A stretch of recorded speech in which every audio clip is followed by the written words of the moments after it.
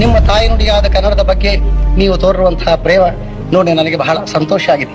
ವಿಶ್ವದ ಶ್ರೇಷ್ಠ ಭಾಷೆಗಳಲ್ಲಿ ಒಂದಾದ ಕನ್ನಡ ನಿಮ್ಮ ಮಾತೃಭಾಷೆಯಾಗಿರೋದು ನಿಮ್ಮ ಮಹಾ ಪುಣ್ಯ ಎಂದು ನೀವು ಭಾವಿಸಬೇಕು.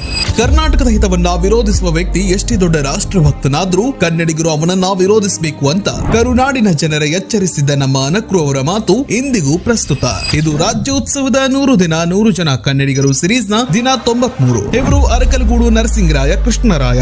ಕನ್ನಡಿಗರು ಇವರನ್ನ ಅನಕ್ರು ಅಂತಾಲೆ ಕರೀತಾ ಇದ್ರು. ನನ್ನಂಥವರು ಕನ್ನಡಕ್ಕೆ ಅನೇಕರಿದ್ದಾರೆ, ಆದ್ರೆ ನನಗಿರುವುದು ಒಂದೇ ಕನ್ನಡ ಎನ್ನುವುದು ಅವರ ಕನ್ನಡ ಕಳಕಳಿಗೆ ಹಿಡಿದ ಕೈಗನ್ನಡಿ. ಇವರ ಕನ್ನಡ ಬದ್ಧತೆ ಯಾವ ಮಟ್ಟಕ್ಕೆ ಇತ್ತು ಅಂದ್ರೆ ಒಮ್ಮೆ ಮಾಸ್ತಿ ವೆಂಕಟೇಶ್ ಅಯ್ಯಂಗಾರರು ನಾನು ತಮಿಳು ಕನ್ನಡಿಗ, ಮಿರ್ಜಾ ಇಸ್ಮಾಯಿಲರು ಮುಸ್ಲಿಂ ಕನ್ನಡಿಗ, ಅನಕ್ರು ಅಚ್ಚ ಕನ್ನಡಿಗ ಅಂತ ಅನಕ್ರು ಅವರನ್ನ ಹೊಗಳಿದ್ರು. ಅನಕ್ರು ಅವರು ಕನ್ನಡ ಸಾಹಿತ್ಯ ಲೋಕದ ಕಾದಂಬರಿ ಸಾರ್ವಭೌಮ ಅಂತ ಖ್ಯಾತರಾಗಿದ್ದಾರೆ. ಅವರು ಬರೆದಿರುವ ಒಟ್ಟು ಕಾದಂಬರಿಗಳ ಸಂಖ್ಯೆ ಪ್ರಜಾವಾಣಿಯ ಲೇಖನವೊಂದರ ಪ್ರಕಾರ ಬರೋಬ್ಬರಿ 111. ರಾಮಮೂರ್ತಿಯವರೊಂದಿಗೆ ಸೇರಿ ಕನ್ನಡ ಬಾವುಟ ವಿನ್ಯಾಸ ಮಾಡಿದ್ದು, ಕನ್ನಡ ಪತ್ರಿಕೋದ್ಯಮದಲ್ಲಿ ಹೊಸ ಕ್ರಾಂತಿಯನ್ನೇ ಮಾಡಿದ್ರು ನಮ್ಮ ಅನಕ್ರು. ಅನಕ್ರು ಕನ್ನಡಕ್ಕಾಗಿ ಒಂದು ಜೀವಮಾನದಲ್ಲಿ ಮಾಡಿದ್ದು 100 ಜೀವಮಾನಗಳ ಕೆಲಸ ಅಂತ ಹೆಸರಾಂತ ಸಾಹಿತಿ ನಿರಂಜನ ಅವರ ಒಂದೇ ಮಾತು ನಮ್ಮ ಅನಕ್ರು ಅವರ ಕನ್ನಡ ತೀವ್ರತೆಯನ್ನ ನೆನಪು ಮಾಡುತ್ತೆ. ರಾಜ್ಯೋತ್ಸವದ ಈ ಸಮಯದಲ್ಲಿ ಈ ಕನ್ನಡಿಗನ ಬಗ್ಗೆ ನೆನಪು ಮಾಡಿಕೊಳ್ಳೋಕೆ ಹೆಮ್ಮೆ ಅನ್ಸುತ್ತೆ. ಇಂಥ ಕನ್ನಡಿಗ ನಮ್ಮ ನಾಡಲ್ಲಿ ಹುಟ್ಟಿದ್ದು ನಮ್ಮ ಹೆಮ್ಮೆ.